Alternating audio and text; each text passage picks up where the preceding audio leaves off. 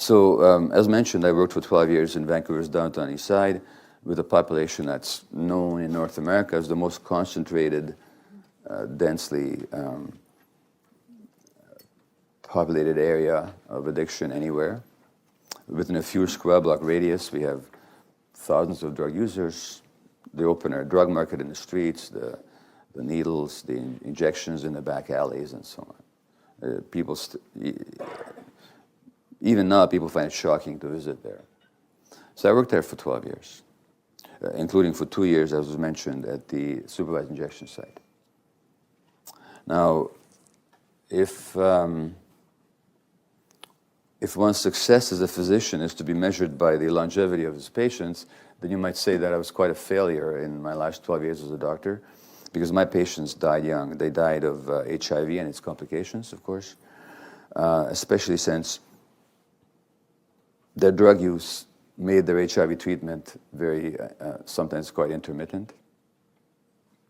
They died of suicide, of overdoses, of complications of injection-borne diseases, abscesses of their brains, spinal cords, heart valves, and so on. So the second chapter of my book, In the Realm of Hungry Ghosts, opens at a funeral home. I won't read you much from the chapter, except this is of a patient who was 35. Her name is Shannon, and she, having stayed 6 months at a rehab home, or several months at least, something snapped. She came back to the downtown east side, and within a couple of months was found dead of an overdose. And after the funeral, we meet in a parking lot. I look at this small cluster of human beings gathered at the funeral of a comrade who met her death in her mid-30s. How powerful the addiction, I think, that not all the physical disease and pain and psychological torment can shake loose its lethal hold on their souls. Nothing sways them from their habit, not illness, not the sacrifice of all love and relationship, not the loss of all earthly goods, not the crushing of their dignity, not the fear of dying. The drive is that relentless. How to understand the death grip of drug addiction? What keeps Penny injecting after the spinal suppuration that nearly made her paraplegic? Why can't Beverly give up shooting cocaine despite the HIV, the recurring abscesses I've had to drain on her body, and the joint infections that repeatedly put her in hospital? What could have drawn Shannon back to the downtown east side and her suicidal habit and her 6 months getaway? How does she shrug off the deterrence of HIV and hepatitis, a crippling bone infection, and the chronic, burning, piercing pain of exposed nerve endings owing to an unhealing ulcer on her leg? Now, the societal answer to that question as to what addiction is all about is basically that it's a problem of choice. People just choose to do drugs. They choose to do drugs because they're ignorant, because they're ethically flawed, morally deficient, or stupid. But it's a choice they make. If you think that something is a conscious choice that somebody makes, then how are you going to stop them? Well, you're going to stop them by deterring them. How are you going to deter them? By means of punishments. So the Canadian government is dedicated to the draconian punishments of drug addicts. As you know, they've just introduced laws that make it much tougher on drug addicts now for growing 6 marijuana plants. Just as Uruguay is now bringing in legislation to allow people to grow their own marijuana and to tax it and to market it. So Canada is making it increasingly punitive to possess drugs, and if apparently according to new legislation, if you're a party and you pass somebody a marijuana joint, you can be accused of trafficking. And the mandatory sentences for drug possession are going up and up and up. Judges and prosecutors have less latitude now to plea bargain or to exercise clemency. The result of which, that in a society that has less and less money for social services, less and less money for culture, less and less money to protect the environment, we're spending billions of dollars on building more jails. and keeping people in jail longer, all because we think that addiction is a matter of choice. Now, the other hypothesis when it comes to addictions is the more of the disease model. Addictions, this model would have it, is a disease of the brain. And as to when it comes to the causation of the disease, what we're looking at is genetic causes. So that alcoholism, drug addiction, and so are nicotine addiction, and so on. These are largely determined by genes. So this hypothesis would have it. Now, that addictions represent the disease of the brain is certainly valid. You can show that on brain scans and all kinds of biochemical assays. The addicted brain is a diseased brain.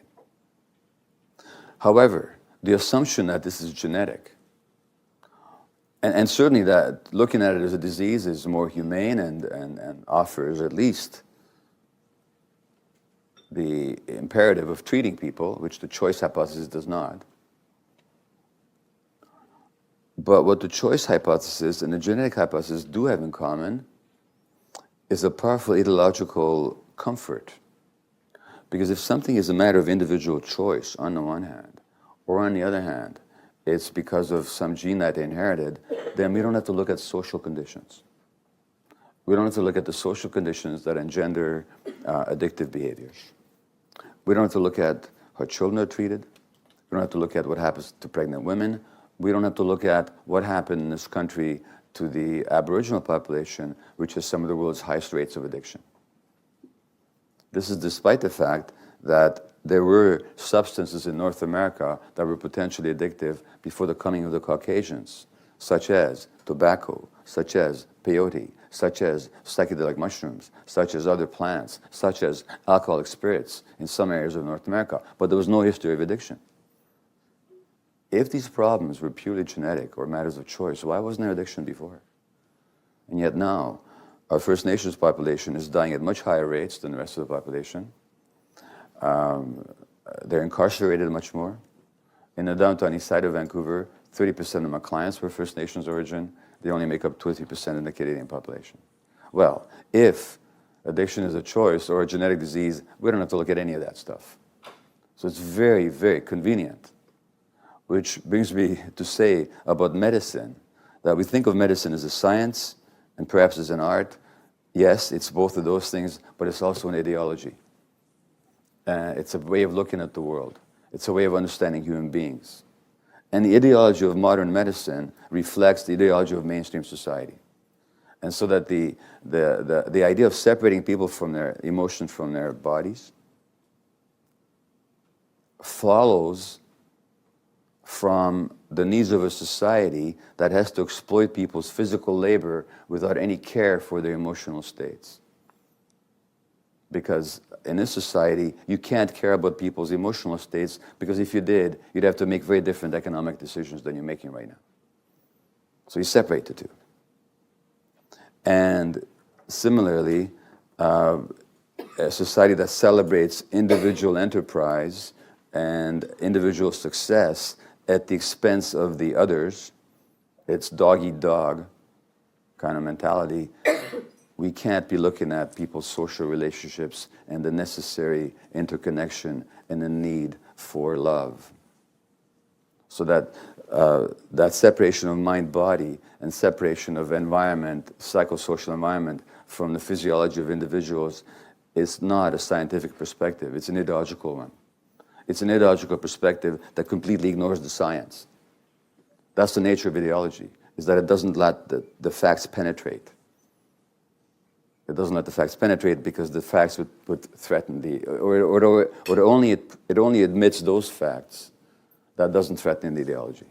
And those facts that would undermine or call into question the ideological perspectives are not, they don't come into the equation at all. They, in the words of Mr. Spock, they just don't compute. So there's a lot of realities in this world that in the minds of decision makers just don't compute. Now, if we look at addictions more closely, what do we see? Well, remember I talked about adaptations. Well, when I was diagnosed with ADHD, I was given dexedrine, which elevated, what does dexedrine do, by the way? It elevates the level of dopamine in the brain. Dopamine being an essential brain chemical, particularly for incentive and motivation, and I'll tell you more about dopamine in a little while. What else elevates dopamine? Any stimulant does. Caffeine does. Crystal meth does. Cocaine does. Nicotine does. And that means that if for some reason your brain is deficient of dopamine, when you do caffeine, nicotine, cocaine, or crystal meth, you're going to feel really good, really alive, really vital. So that I know that in the downtown east side, probably 30% of my clients addicted to these stimulants actually have ADHD. In fact, they would even tell you, hey, doc, I don't get it, but most people, when they do cocaine or crystal meth, they get all hyper, but me, I calm down. And I clean my room. And what they're telling me on a gold platter is, here's my diagnosis, doc, it's ADHD. But they don't know that. They're just self-medicating. So addictions, I'm submitting to you, are in almost all cases self-medications. What else do people self-medicate? They self-medicate depression. If you've taken Prozac, like I have for depression, as an SSRI, selective serotonin uptake inhibitor, elevates the level of this important brain chemical between the nerve cells, elevates mood. But you know what else blocks the uptake of serotonin? Cocaine does. People use cocaine to self-medicate depression. People use alcohol to self-medicate ADHD. In one study, 40% of male alcoholics were shown to have ADHD. It calms down the brain, the hyperactive brain. So does marijuana. A lot of kids will tell you that I smoke pot, I can listen to the teacher better. And they're telling the truth because it calms down their brain. Now, they can listen better. What they'll remember is another story. Because I'm not advocating cannabis as a treatment for ADHD, but subjectively, they do get some relief. So in that sense, it's a self-medication. People self-medicate PTSD. PTSD with what? With the opiates. The opiates are powerful modulators of the symptoms of PTSD. Now, there was a study. I've been maintaining this for years. I don't know how to say this without sounding terribly arrogant, but everything I've been saying seems to be proved by studies all the time. And it happened this morning. They looked at PTSD cases. You know what predicted PTSD? Not the war. And this is amongst veterans in Iraq and Afghanistan. You know what predicted PTSD? Not what happened in the war. We think that PTSD is because of what happened in the war. You know, like Romeo Dallaire, the Canadian general, his PTSD. Everybody thinks his PTSD happened because of what he witnessed in Rwanda. Nah.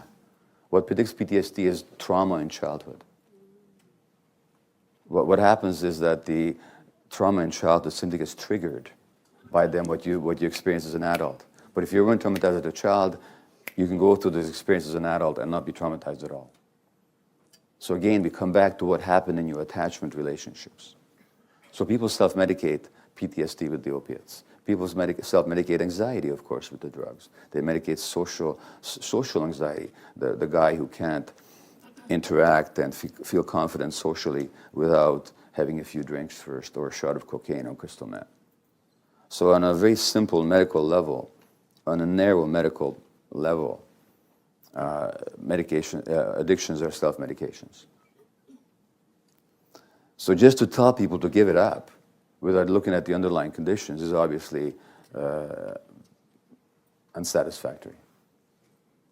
But looking deeper than that, when I say the narrow medical level, the medical perspective, there's nothing wrong with the medical perspective in what it says. Mostly what's wrong with the medical model is what it doesn't say. And the problem with physicians, by the way, I maintain, is not that they think they know everything. They don't. They're very humble. It's not that they think they know everything, but what they think they don't know is not worth knowing. That's what the problem is. So that we don't look at the larger picture. So the narrow medical perspective on addiction is quite accurate, but it misses the point because there's so much more to it. Now, if you look at addictions from the brain perspective, Well, why is it that the drugs work in the human brain? So opiates, for example, have been known to medical practice for thousands of years. In Chinese medicine, Middle Eastern medicine, they've been used for a long time, used for pain relief. They're the most powerful pain relievers that we have, and anybody working with palliative care patient is very grateful for the presence of opiates like morphine and Dilaudid and so on, in the codeine, in the treatment of pain. But opiates don't only soothe physical pain, they also soothe emotional pain. Because it turns out that the same structure in the brain that experiences the suffering of physical pain also experiences the suffering of emotional pain. If people are undergoing brain scans, and while they're under the brain scan, you subject them to an experience of emotional rejection, the same part of the brain will light up as would light up if you stuck them with a knife. Pain is pain. And the language recognizes that because we talk about a painful comment or a hurtful experience or a stab in the heart. What you said hurt me. It gave me a lot of pain. It did, because you're experiencing emotional pain in the same part of the brain as you experience physical pain. That's not strictly true. It's the suffering is experienced in the same part of the brain. And that part of the brain is richly endowed with opiate receptors. So that the opiates are powerful pain relievers. In fact, if you look at the drugs of abuse, they all are pain relievers. Alcohol, as you know, is a pain reliever. Before the days of anesthesia, you've seen these cowboy movies, you know, the guy gets a bullet in the leg, what do? Before they dig it out? A shot of whiskey. What's the expression that we use when somebody is drunk too much? It's kind of a wry expression. We say, oh, he's feeling no pain. Cocaine is a local anesthetic, still used that way. And in one way or another, all drugs are used to numb your feelings or to escape from emotional distress. And that means, by the way, as my mantra says, that the first question in addiction is not why the addiction, but why the pain. And if you understand why people have pain, you can't look at their genes. You can't look at choices. You have to look at their lives, their actual life experiences. If we go deeper and we ask, why is it that these medication or these drugs even work? Well, why is it? Why is it that you take an opiate that grew in Afghanistan and you take it here in Canada, and it has such a powerful impact on your brain and your body? Well, of course, the answer is because we have receptors for the opiates. Now, receptors, as you know, are chemical binding sites on the surfaces of our cells. So each cell has tens of thousands of receptors for many different kinds of messenger substances. So if my head is a brain cell, then there might be a receptor that looks like this, you know, thousands of these. There might be thousands of these, you know, all these different configurations of receptors. And to each kind of receptor, a different chemical can bind. Oh, by the way, Bruce Lipton, a molecular biologist, asked a brilliant question, which I totally flubbed when he asked me this. As a medical doctor, I totally flubbed it. Let me ask you this. Remember the picture in high school biology of the human cell? There's this sort of square with the membrane around it, and the cytoplasm, this gelatinous material that fills up the space in the cell. In the center, there's the nucleus. Now, what if I ask you, what do you think is the brain of the cell? Or what would you say? What would anybody say? The nucleus, okay? And how many would agree that the nucleus is the brain of the cell? Just, okay, put your hand up if you agree. Who would say anything else? Any other opinions? Yeah? The outer layer, the membrane. And why do you say that? Say that again? You're totally right. I also said it was the nucleus, but actually it's the membrane. Because the part of our body, our brains have the job of receiving messages from the environment, telling the body what to do, and then taking the messages from the body and communicating them to the environment. That's done by the membrane, not by the nucleus. The nucleus is simply the gonads of the cell. It contains the genetic material. But what happens is that messengers from the environment come, they fit into the receptor, and together the messenger and the receptor then create an interaction or a reaction in the membrane that then sends a message to the nucleus, telling the nucleus what to do. In other words, the genes are turned on and off by the environment. And that's why the idea that so many of the diseases are genetic is so false, because genes are turned on and off by the environment. So we have receptors for opiates. But why do we have receptors for opiates? Why do we have receptors for a product that comes from a plant in Asia? We have receptors for them because, well, we don't actually. We don't have receptors for opiates from a plant that comes from Asia. We have receptors for opiates that our own body manufactures. In other words, our own body makes the very same substances, or very similar enough that they look alike, so that the receptors are fooled. Now, why do we have an opiate system? And by the way, our opiates are called endorphins. Endorphin means endogenous morphine-like substance. Now, why do we have opiates? Receptors. Because they play an important function in human life. In fact, they play 3 important functions. Many important functions, actually. But in the brain, the 3 major functions are, number 1, pain relief. Number 2, the experience of pleasure and reward. So without opiates, we have no sense of reward. Whenever you're happy, joyful, elated, it's because you have endorphin flow, opiate flow in your brain. And number 3, they play a function, they play a role without which life is not even possible.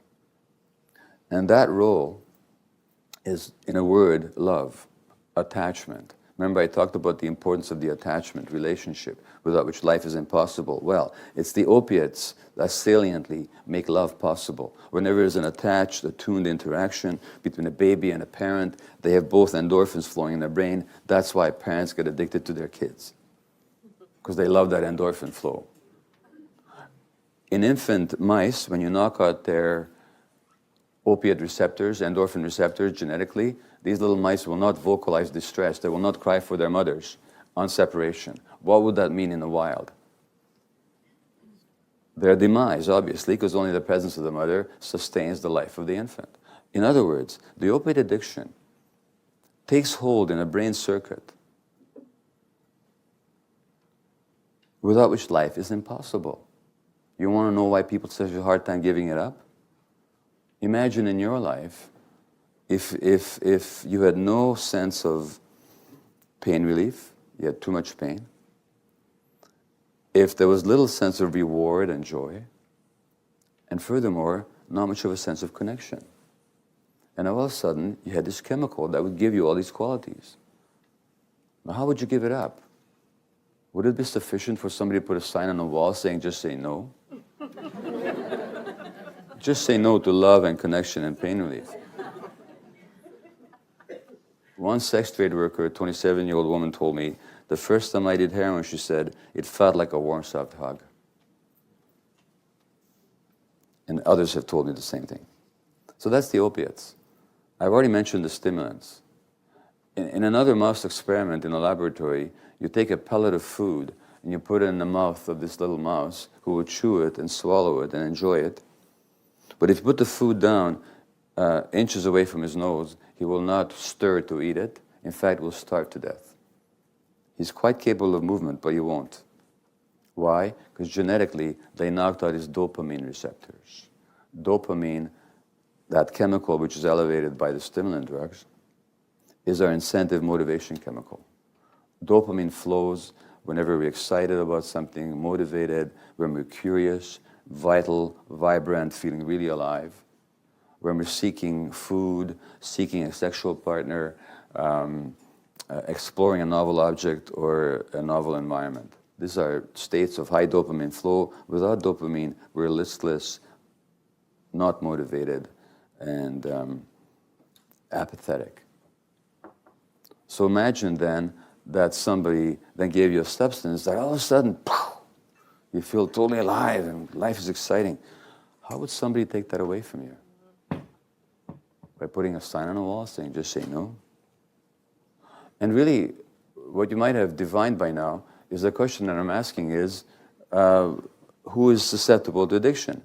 Because what is clearly not true is that drugs are addictive. Drugs are not addictive. Not by themselves. If drugs were addictive by themselves, we couldn't give morphine in large quantities to large numbers of people. But in fact we do, and they don't become addicts. Is alcohol addictive?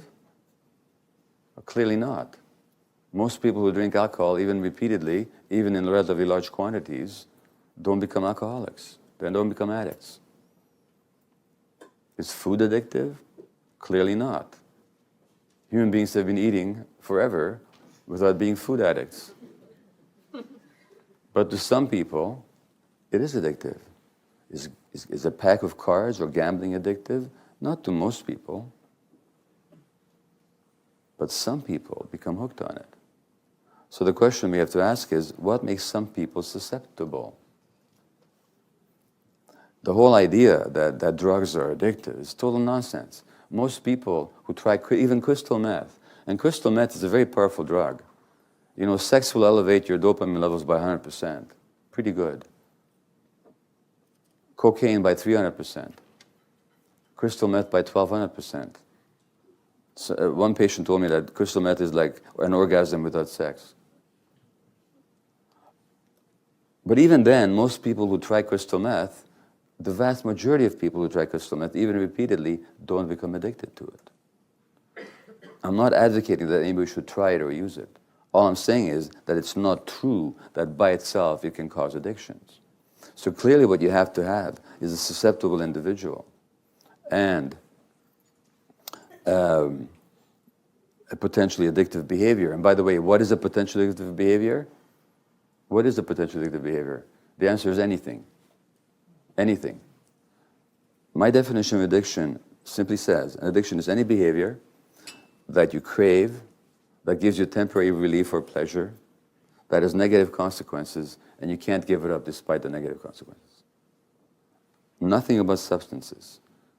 It's any behavior, substance-related or not, that gives you temporary relief and pleasure, that you crave, and that you engage in despite negative consequences, you're not able to give it up. That's what an addiction is. Clearly you can be addicted to gambling, to internet, to shopping, to work, to sex, to sports, to the acquisition of wealth, to power, and to substances. As a matter of fact, when you look at the brain circuits involved in addiction, whether they have to do with any of these behaviors or with substances, it's exactly the same brain circuits that are involved. Shopping addicts get the same dopamine hit that the cocaine addicts get, except they get it through the shopping. So the shopping addict is a chemical addict, except the chemistry is internally generated through that particular behavior. Same with the gambler, same with the sex addict, same with the workaholic. So that whether you're looking at biochemically or psychologically, addictions all fill the same role in people's lives. It's just that in the case of the substance addict, they have to get a substance. And then the question is why? And so this is where I'll stop for a moment, and then I'll come to some of these answers. But I'll just stop right now and see if there's any questions or comments on anything that I've said so far.